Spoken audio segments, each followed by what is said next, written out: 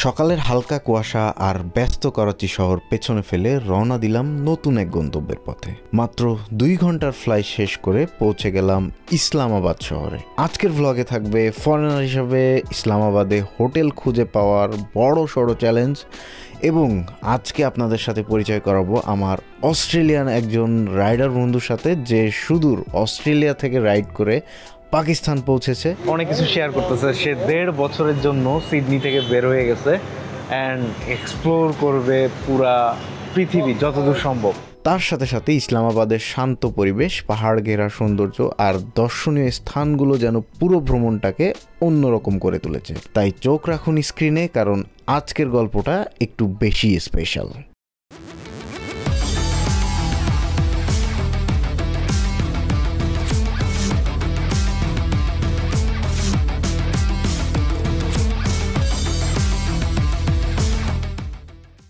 Good morning everyone, good morning from Karachi. Time হচ্ছে 5:19। Actually এটা হচ্ছে স্টিল নাও বাংলাদেশের টাইম, কারণ আমরা আসলে করাচি থেকে বের হইতে হবে, আমাদেরকে যেতে হবে, আমাদের ফ্লাইট আছে। বাসাটাকে বিদায় দিতে চাই। সকাল সকাল ওঠার রিজন হচ্ছে আমাদের ট্যুরে যাতে দেরি না হয়ে যায়। তবে এই জায়গাটা খুব মিস করব।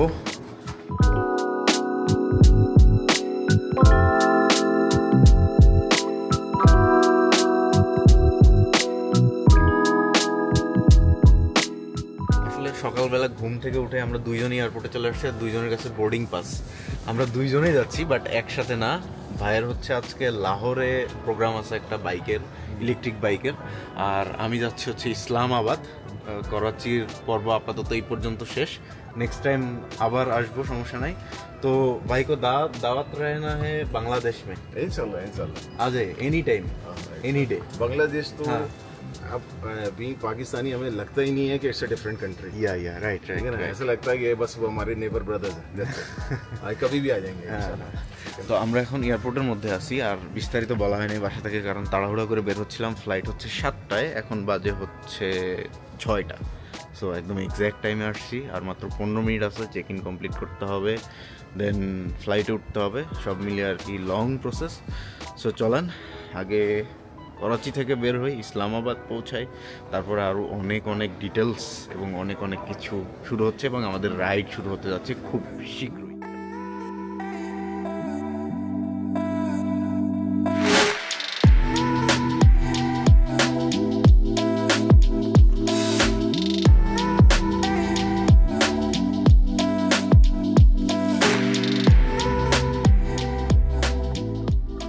ফাইনালি আমার পেছনে হচ্ছে এয়ারপোর্ট, আমি রেখে চলে আসলাম। এখন হেঁটেই যাচ্ছি, এখান থেকে ট্যাক্সি নেই, কারণ আপাতত আমার যে সিম এটাতে নেট পাচ্ছে না।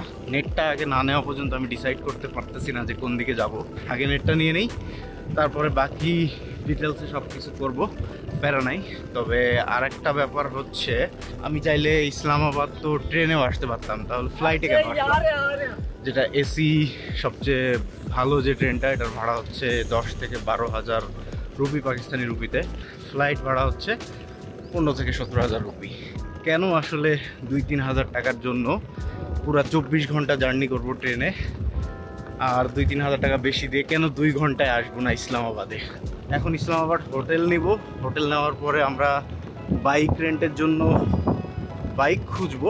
অ্যাকচুয়ালি অলরেডি বাইক রেন্টের ব্যাপারে কথাবার্তা হয়ে গেছে, তো বাইক আমার কাছে আসবে সন্ধ্যার দিকে।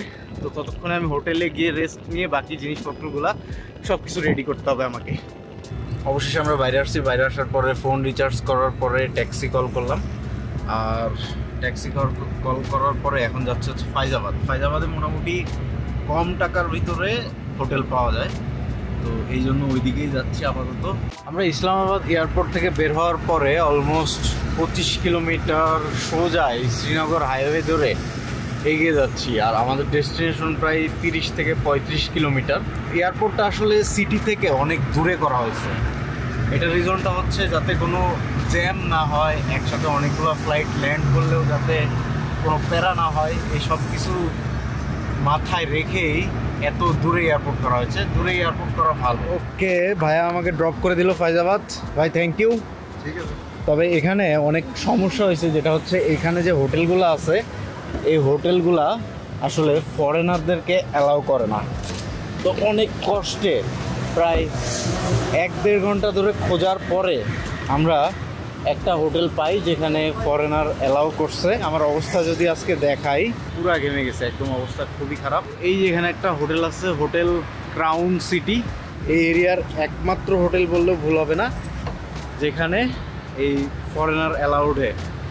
এদের একটা বি ফর্ম আছে, ইন্ডিয়াতে যেরকম সি ফর্ম, পাকিস্তানে বি ফর্ম। এই বি ফর্মটা থাকলেই একমাত্র ফরেনার সেখানে থাকতে পারবে। যাই হোক, হোটেলটা কোনো রকমই চেক ইন করেই আমি খাইতে চলে যাই, কারণ আমার লেগেছিল প্রচণ্ড পরিমাণে ক্ষুধা। আর খাওয়া শেষ করে এই যে আমার হাতে কাউন্টারে যে বোতলটা দেখতে পাচ্ছেন, এটার প্রাইস হচ্ছে পাকিস্তানি 44 রুপি, দ্যাট মিনস বাংলাদেশে 19 টাকা। সো বাংলাদেশ এবং পাকিস্তানে পানির প্রাইস সেম। যাই হোক, তো বিল দেওয়ার সময় বাংলাদেশি পরিচয় পাওয়ার পরে সে তো কোনোভাবেই বিল নিতে চাচ্ছিল না। এটা হচ্ছে পাকিস্তানি 1000 রুপি। No, please. नहीं, ये हमारी तरफ से कोई बात नहीं। आप बांग्लादेश से आए, नहीं कोई बात नहीं, हमारी तरफ से। ऐसा ही नहीं, आप हमारी तरफ से। क्यों? नहीं, थोड़ा रख दीजिए, डिस्काउंट कर दीजिए। তো ভাইয়ের সাথে দেখা হয়ে গেল। ভাইয়া হচ্ছে পাকিস্তানের এবিএন নিউজে কাজ করে, তো এই কারণে ক্যামেরাটা সম্বন্ধে জিজ্ঞাসা করতেছিল। Thank you so much, nice to meet you. তো আসলে এই জন্য খুব একটা সহজে বাংলাদেশের পরিচয় দিতে চাই না, দিলেই দেখা গেল যে কেউ কোথাও টাকা রাখতে চায় না। তো আমি আসলে ওইটা করতে চাই না, আর টাকাটা আসলে আমি দিতে চাই।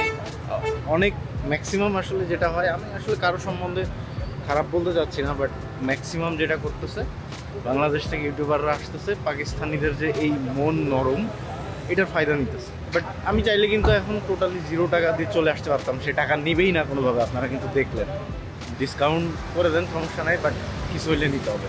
পরে সে 50% টাকা রাখবে। তবে ভালো লাগতেছে, পাকিস্তানি মানুষ আসলে অনেক সুন্দর। বাট আপনারা যারা পাকিস্তানে ফায়দা নেওয়ার জন্য আসবেন, চিন্তা করতেছেন যে পাকিস্তানের মানুষ ভালো, ফ্রিতে সব হয়ে যাবে, টাকা অনেক কম খরচ হবে, এটা আসলে করার দরকার নাই আমার চিন্তা। চলেন এখন আমরা যে হোটেলটা নিচ্ছি ওটা একটু দেখাই। তো এটা হচ্ছে আমাদের হোটেল, হোটেল ক্রাউন সিটি।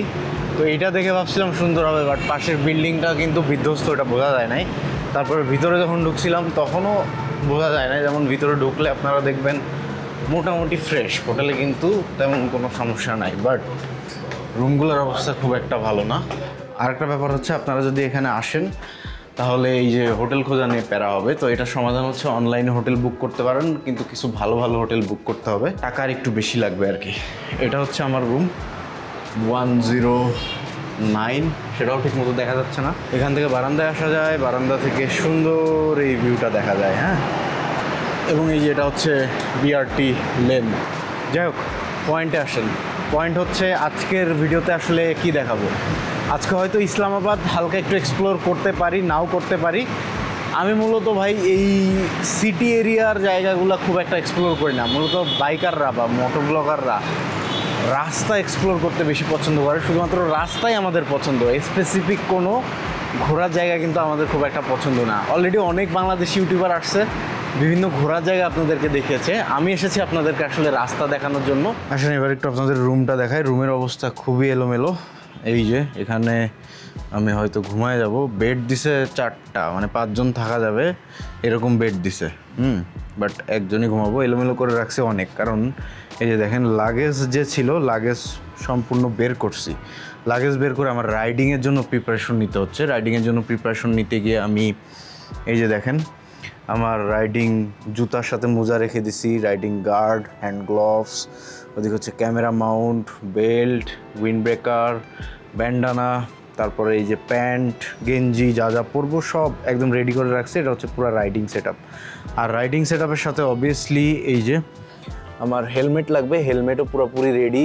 এই যে মাই হেলমেট, এবার আমার পার্টনার এবং তার সাথে সাথে এই ট্রিপে মাই হেলমেট ইউজ করতেছি। তার সাথে সাথে ডিসিএসের কমিউনিকেটর আছে, এটার সেট আপও কমপ্লিট করা, জাস্ট এখানে লাগাই দিব আর বের হয়ে যাব। আর কোনো কাজ নাই। হ্যাঁ, পুরোপুরি মোটামুটি রেডি রাখছে। এখন কথা হচ্ছে তাহলে বাইক কখন নিচ্ছি। বাইক নিয়ে আসলে আপনাদের কিছু বলার আছে। বাইক পাকিস্তান থেকে নিতে হইলে কি কি বিষয়ে খেয়াল রাখতে হবে এবং আমি কি পেয়েছি কি পাই নাই এটাও আপনাদেরকে একটু জানাইতে হবে। এসিটা ছাড়ি ভাই, প্রচণ্ড পরিমাণে শিট কাজ করতেছে না কেন। ওকে, ডাকতে হবে আবার। যাই হোক, আসেন আপনাদের আগে বলি কি কি অবস্থা না অবস্থা। বাইক রেন্ট এখানে 2 ধরনের হয়। এক হচ্ছে আপনি চাইনিজ কিছু বাইক নিতে পারবেন, মোটামুটি কমও না বেশি না, কারণ চাইনিজ বাইকগুলো 250 সিসি হয়, 300 সিসি হয়, তো ওগুলোর প্রাইস মোটামুটি একটু বেশি হয়। পার ডে রেন্ট থাকে 6,000 5,000 পাকিস্তানি রুপি, 6,000 পাকিস্তানি রুপি এরকম। বাট আপাতত নিব না, যেহেতু পাহাড়ে যাব একটু রিস্ক কম নেওয়া ভালো। আর যেহেতু ওগুলো অনেক চলা, আমার নিজের হয়তো আমি নিজে মেনটেন করতাম তাহলে কোনো সমস্যা ছিল না। আমি তাজিকিস্তানে যে বাইকটা চালিয়েছি ওটার লেটেস্ট মডেল এখানে রয়েছে, বাট ওইটার ভাড়া পার ডে প্রায় $100, যেটা আমার পক্ষে অ্যাফোর্ড করা সম্ভব না। ইয়ামাহারও সেম বাইক আছে TRF 250, ওইটাও প্রায় $100 পার ডে, যেটা আমার পক্ষে বেয়ার করা সম্ভব না। ওই 250 সিসি দুইটা একদম পুরো অফ রোডের জন্য 100 ইয়ামাহার হোন্ডার যে দুইটা আছে। যাই হোক, তো এগুলা নিতে যেহেতু পারতেছি না এখন, তাহলে অপশন আপনারা দেখছেন পাকিস্তানের সবচেয়ে বেশি চলে হোন্ডা GS 150, এই বাইকটা সবচেয়ে বেশি চলে। হোন্ডার আর একটা 150 সিসির বাইক আছে, তো এই দুইটা থেকে একটা আমাকে নিতে হবে, এই দুইটার ভাড়া সিমিলার। এখন এই দুইটার মধ্যে যেটা আমি নতুন পাবো সেটাই নিব। কথাবার্তা চলতেছে, বিভিন্ন রেন্টিং কোম্পানির সাথে কথা বলে দেখছি অনেক বেশি পার্সন থেকে রেন্টিং নিব, ওইটা বিশেষ করে ভালো হবে। বাংলাদেশ থেকে আসার আগে একজনের সাথে অনেক বেশি কথা হচ্ছিল বাইক রেন্টের ব্যাপারে, তো সে আমাকে হেল্প করতেছে। দেখি বাইক নিয়ে আসবে সে, ইসলামাবাদ থেকে প্রায় 200 কিলোমিটার দূরে আছে, সেখান থেকে বাইক নিয়ে আসবে। মোটামুটি আমি সব কিছু কনফার্ম করছি, তো কোন বাইকটা নিচ্ছি কি নিচ্ছি ওইটা আসার পরেই দেখাচ্ছি। হয়তো তার আস্তে আস্তে সন্ধ্যা হয়ে যেতে পারে, লেটস সি। এর মধ্যে দেখি আমরা ইসলামাবাদ ঘুরতে পারি, না হইলে সরাসরি আপনাদেরকে বাইক দেখাবো। হোটেল থেকে একটু বের হচ্ছি, যাব হচ্ছে সেঞ্চুরাস মলে, এই আশেপাশেই 6 থেকে 7 কিলোমিটার। বাইক কল করছি, আব্দুস সামার ভাই ওখান থেকে বাইক কল করে দিছে, ওখানে যাচ্ছি। কারণ অস্ট্রেলিয়ান একজন লোক আসছে ওখানে, মানে একজন রাইডার অ্যাকচুয়ালি, সে স্কার্দু করে আসছে, তার সাথে দেখা করে স্কার্দুর ব্যাপারে একটু ডিটেলসটা নিয়ে নেই। আর সে বাইক নিয়ে আসছে, এখান থেকে আবার যাবে কোথায় দেখি, তার সাথে মিট করি। এ বাইক কোন সা হ্যায়? Honda CD. হ্যাঁ, এটা হোন্ডা CD70 পাকিস্তানে অনেক বেশি চলে। আর এটাতে করেই মূলত লাইক উবার, আমাদের উবার পাঠাওয়ের মতো। উবার চলতা হ্যায় ইধার? আভি নেই চলতা হ্যায়?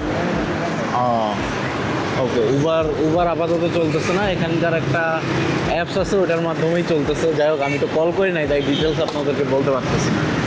চলেন মলে যাই আর পাকিস্তানের বাকি ডিটেলসগুলো দেখাই আস্তে আস্তে।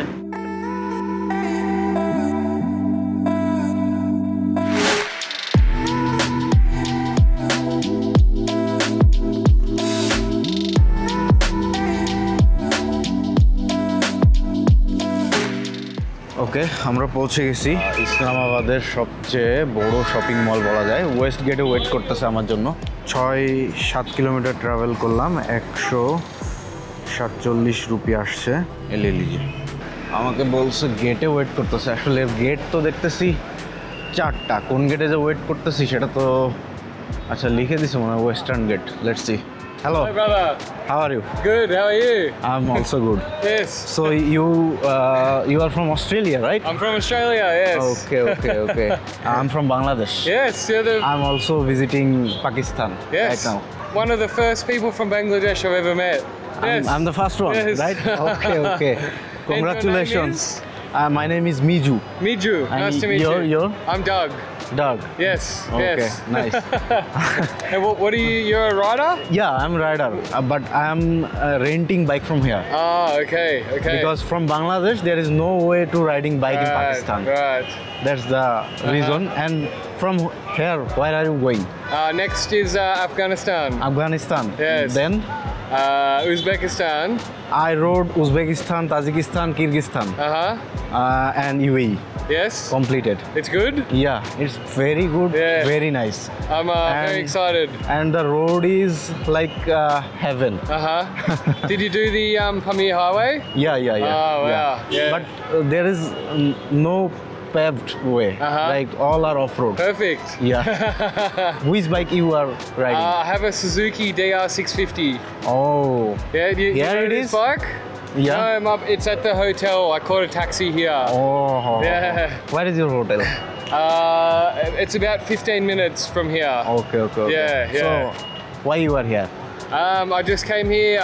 All my shirts are breaking, so Oh. get some new shirts Yeah, and yeah, you know things like that. ওকে, তো অস্ট্রেলিয়ান ভাইয়ের সাথে মিট করলাম অ্যান্ড সে হচ্ছে এরপরে যাবে আফগানিস্তান, ওখান থেকে উজবেকিস্তান, তারপর পামির হাইওয়ে কমপ্লিট করবে, যেটা আমি মোটামুটি কমপ্লিট করে ফেলছি আগে। ঠিক আছে, তার সাথে কিছুক্ষণ আড্ডা দেই। সো অস্ট্রেলিয়ান একজন ফ্রেন্ড হয়ে গেল অ্যান্ড অনেক কিছু শেয়ার করতেছে। সে 1.5 বছরের জন্য সিডনি থেকে বের হয়ে গেছে অ্যান্ড এক্সপ্লোর করবে পুরা পৃথিবী যতদূর সম্ভব। তার ইচ্ছা ছিল ইন্ডিয়া ঢোকা, বাট পাকিস্তান এবং ইন্ডিয়ার যে এখন Next to me, yeah. Situation চলতেছে, এটার কারণে সে আপাতত ইন্ডিয়াতে ঢুকতে পারে নাই। অ্যান্ড আসলে অনেক কিছু শেয়ার করতেছিলাম, ও যেহেতু পরবর্তীতে উজবেকিস্তান, কিরগিস্তান, তাজিকিস্তান যাবে, ওখানে কিছু এক্সপিরিয়েন্স আমার এটা শেয়ার করলাম। অ্যান্ড বাইরে ঘোরার যে এক্সপিরিয়েন্সগুলো এগুলো কেমন হয় ওগুলো আমরা শেয়ার করলাম। And we are enjoying, right? Of course, always. we sharing our stories. Yeah, so from Australia, I want to ride Australia also. Yep. So when you reached Australia after finishing that trip, Yeah. When? when? Well, we left from Australia. Oh, Yeah, we're going to London. London. Then? Well, that's the end of the trip. Australia, like Sydney to London. Okay. And then I think I will fly back home. Which time that you fly back home? I'm not sure when my money runs out. Can I ask a question?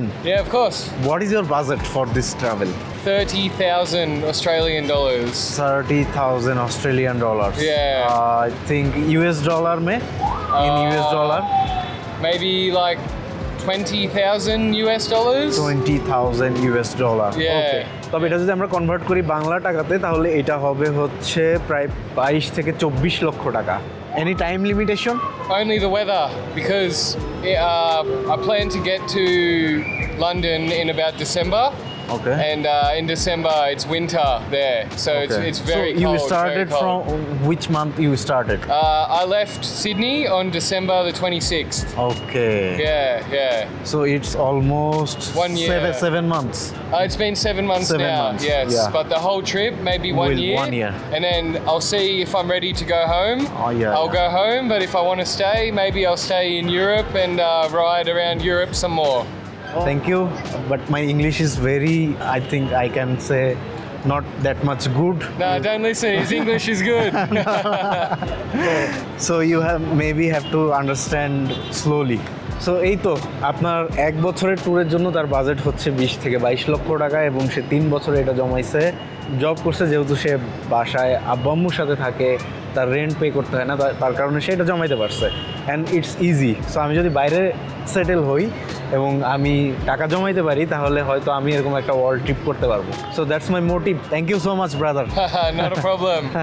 ওকে, আমরা এখন একটু মলের ভিতরে ঢুকে গেছি, কারণ ফ্রেন্ডের একটা জিনিস লাগবে। ও হচ্ছে স্টোভের মধ্যে যে গ্যাস থাকে, ওই গ্যাসের স্টোভের একটা গ্যাস কিনবে। তো আমাদেরকে সাজেস্ট করছে আল ফাতা এখানে আসতে। I think we can get it here. Okay, আমরা যেটা খোঁজার জন্য আসছিলাম ওইটা আর পাই নাই, তো ওইটা আরেকটা থেকে ম্যানেজ করে নিতে সমস্যা নেই। তবে আমরা মোটামুটি 2 ঘন্টা আড্ডা দিলাম। It's almost 2 hours, right? Yeah. We meet. So thank you so much. Hey, We thank you. meet It's again. been a pleasure. Yeah. You can come Bangladesh or I can go Australia. Yes. Hopefully I'll see you again one day, brother. We'll meet. Okay, thank you. Goodbye. Bye. Thank you. বিদায় দিয়ে দিলাম। আর ভালো লাগলো আসলে, অনেক experience share করলো আমার বেশ। বা ফার্স্ট অল কন্টিনিউ কয়েকটা কোশ্চেন ছিল, সেগুলোর বিষয়ে আমরা ডিসকাস করলাম। 2-3 ঘন্টা একসাথে আড্ডা দিলাম। Wow, just wow. ইংলিশটাও আর একটু লিসেনিংটা আর স্পিকিংটা একটু গুড হয়ে গেল আর কি। ফ্রেন্ডকে বিদায় দিয়ে সরাসরি চলে আসছি ফয়সাল মসজিদে। আপনারা পিছনে দেখতে পাচ্ছেন, এই মসজিদটা আসলে অনেক বড়। ইসলামাবাদের নাম করা একটা মসজিদের মধ্যে একটা, পাকিস্তানের নাম করা মসজিদের মধ্যে একটা, ইসলামাবাদ বললে ভুল হবে আর কি। তো এটার ভিউটা যত দূর থেকে দেখবেন তত সুন্দর লাগবে। আমি একদম কাছে চলে আসছি, আর ফোনে কথা বলতেছিলাম যখন বাইকে আসতেছিলাম, উবারের বাইকে। তো এই কারণে আপনাদেরকে দেখাইতে পারি না, যাওয়ার সময় দেখাচ্ছি। তো মসজিদটা একটু ঘুরে দেখি, পারলে নামাজের সময় হলে এক ওয়াক্ত নামাজ পড়ে যাওয়ার ইচ্ছা আছে ইনশাআল্লাহ। नजर नहीं आता पूरा अगर आए तो ঠিক আছে, প্রবলেম নেই। Thank you so much. একা একা ট্রাভেলে আসলে এটা সমস্যা, মনের মতো পিকচার তোলা খুব কষ্ট। মানুষ ডেকে ডেকে আর কি পিকচার তুলে নিলাম, তাও দেখা গেল খালি মাথা আছে পা নাই, আবার খালি মসজিদ আছে আমি নাই, এইসব হচ্ছে আর কি। যাই হোক, এটা কমন, কোনো সমস্যা নেই।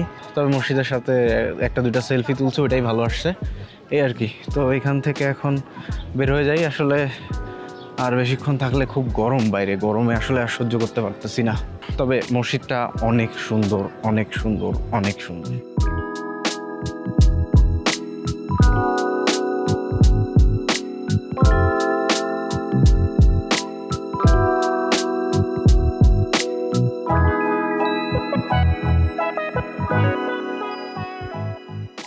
দেখতে দেখতে আমরা মনুমেন্টে চলে আসছি। তবে মনুমেন্টের ভিউ এই যে অনেক সুন্দর, আপনাদেরকে সিনেমাটিকে দেখা দিচ্ছি। এদিকে আজান পড়ে গেছে, এই কারণে আর বেশিক্ষণ কথা বলবো না। এবং এখান থেকে সুন্দর ফুল সিটির ভিউটা একদম উপর থেকে, টপ থেকে দেখা যায়। আপনারা দেখতেছেন অলরেডি, বাট আজকে কুয়াশার কারণে অত একটা ভালো দেখা যাচ্ছে না। যাই হোক, আজান হচ্ছে, কথা কম কাজ বেশি, চলেন জায়গাটা ভিজিট করে ফেলি। আর এই মনুমেন্টটা হচ্ছে মূলত ইসলামাবাদের একটা মনুমেন্ট, পাকিস্তানে বেশ পপুলার। বিশেষ করে ইসলামাবাদে আসলে এটা মাস্ট ভিজিটেড একটা প্লেস। জাস্ট অল্প অল্প করে ভিজিট করে নিচ্ছি, একেবারে করবো না বলছিলাম, বাট তারপর মনে হলো আসছি যেহেতু একবার ঘুরে যাওয়া উচিত।